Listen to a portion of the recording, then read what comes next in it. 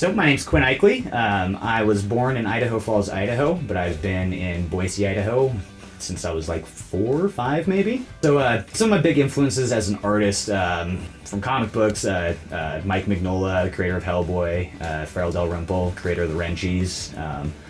Those are really good guys that I like that they kind of control their own stories, they control their own characters, they do the whole look and feel of the books themselves, you know. And I mean, there's a lot of people that help, but it's like, it's their babies, you know. I really respect that. Making comic books is something that you can do so independently.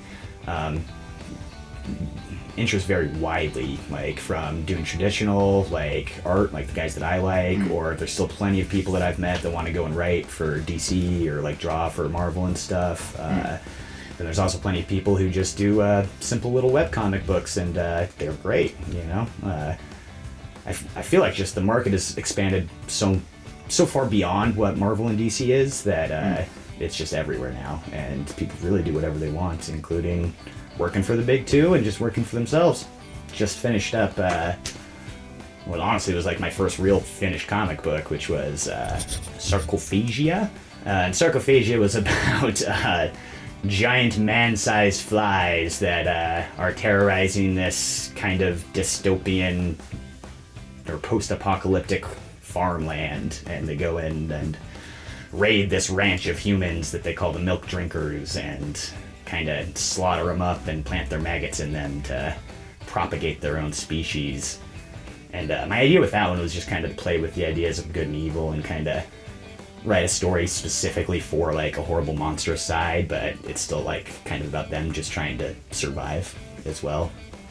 What has been the most challenging thing in my artwork was just finding a medium and a way that I like to work without that goes fast, but I'm still happy with, you know.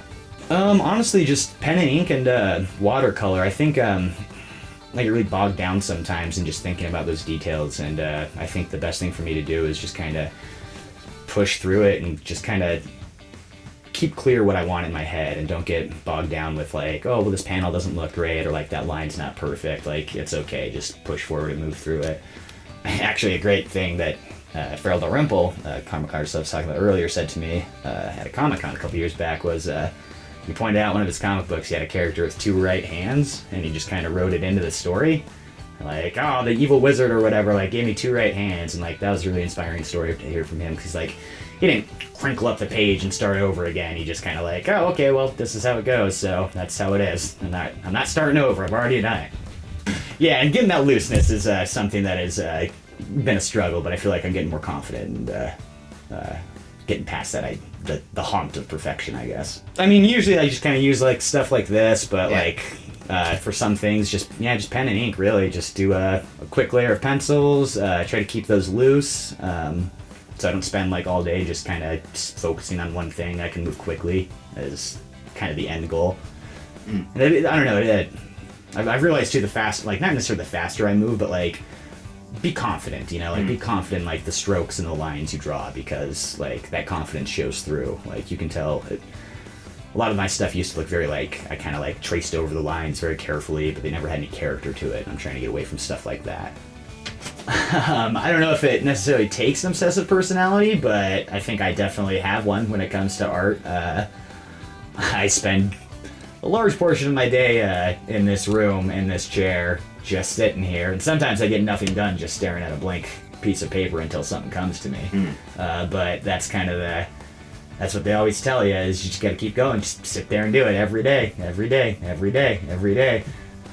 For me, I try to treat it as much like a job as I can, where it's like I wake up in the morning and it's like I'm working from 8 to 5 today, and some days I do, and sometimes I cut out early, but most of the time it's like, okay, I work from when I get up until about 4 or 5 in the afternoon or evening, I guess, whatever you want to call it. And then I'm done, and then I'm done for the day. Don't go back, even if I'm going really good. Just I don't know. I just stop. It's like I'm done working for the day. Now that I've kind of started pushing forward more on actually producing more finished work, I'd like to maybe do like a little compilation of short stories. That'd be my long-term goal, or not, more in the short term. You know, in the next couple months, I'd like to get something put together and get put out in the world.